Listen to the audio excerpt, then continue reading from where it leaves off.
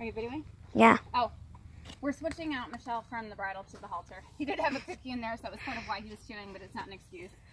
Because he does know how to get him past there. I've given him cookies forever. A lot of people, you know, it's controversial whether you give your horse cookies or not with a bit in their mouth. I have personally never had one choke, but I don't give them cookies this big either. I just give them the tiny ones that kind of fall apart in their mouth, and I break them in half. Rewards are different, how everybody wants to do it. You know, I think everything in the horse world is controversial. Whatever works for you, works for you. So with the ground tying, again, don't use your nice lead ropes for this kind of stuff.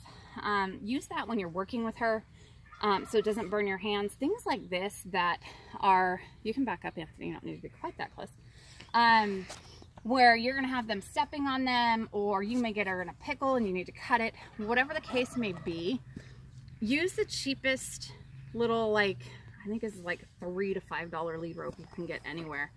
They're horrendous. They hurt like heck if they pull, but they work good for things like this. So with the ground tying, I always start by letting them, which he's not going to do, kind of walk around and learn how to walk on their own lead rope. Let me see if I can get him to follow me. He's probably not going to do it. So how I start is by, come on. Yeah, he will completely stay ground tied. By teaching them how to walk on their own lead rope. So just have her follow you around with that lead rope. Then I use this. The biggest thing is teaching her to know that, stop sucking my fingers, you goof. That walking on her lead rope and stepping on her lead rope, getting her lead rope caught up in her legs is not going to kill her. Another way you can do it before you even go to this point is, you know, like we were doing earlier, you can just kind of bring that lead rope all the way around her legs. This one's not long enough, so I'll grab another one, and same thing, I'm just gonna bring it, you know, kind of around his legs. I'm gonna hit him with the buckle a few times, but very, very lightly, so I'm not doing any damage to any tendons or ligaments. Because if he does get caught on that metal, the stake, I want him to know that's not gonna hurt him either. Some people hobble, and that's fine too. He does hobble. The problem is this horse is smart enough that he figured out how to walk with the hobbles on. And a lot of horses will. Yours is probably smart enough to figure it out too. So it'll be that one time that you're camping and you think that your horse is totally secure, and you get up in the morning and you find her way away from camp, and not that I know from any experience whatsoever. So that's another way you can do it. Then what we do is I use this ground stake. The ground here is pretty hard, so I'm not gonna really be able to stake it.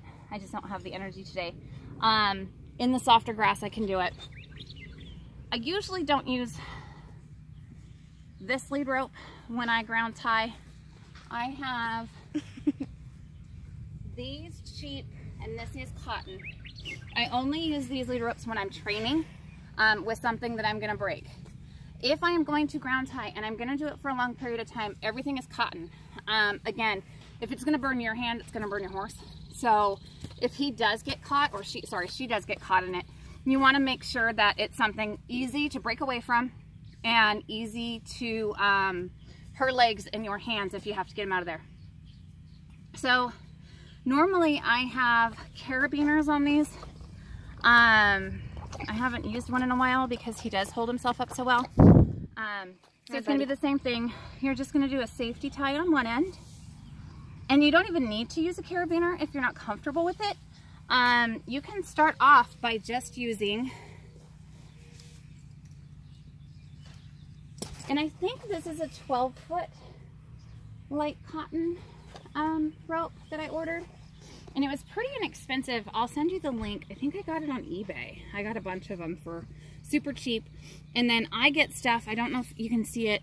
Can you hold that up close enough to where she can see it? Mm-hmm. It's got metallic in it. So when we go in the sun or a bright color, I can see it.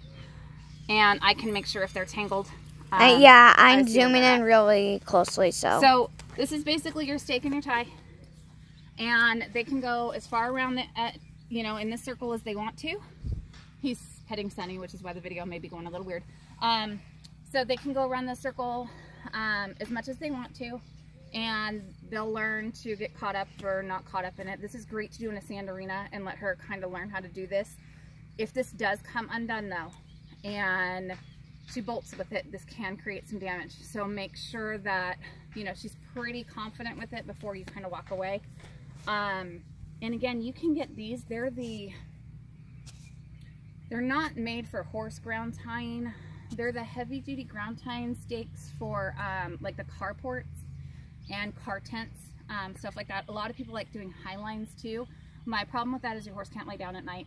And if your horse needs to lay down, you know, give them the opportunity to do that. So that's the main reason why I taught to ground tie, was because we used to do a lot of showing and a lot of overnight camping. And I did the highlighting for a long time. I just personally, you know, if I have to do it, I will, but I like to give my horse the opportunity to ground tie.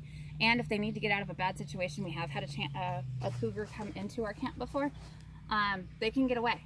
And they're always gonna come back, you're always gonna find them. So if you have any more questions, of course, you know my phone number, let me know. And I'm gonna quit on that one for today.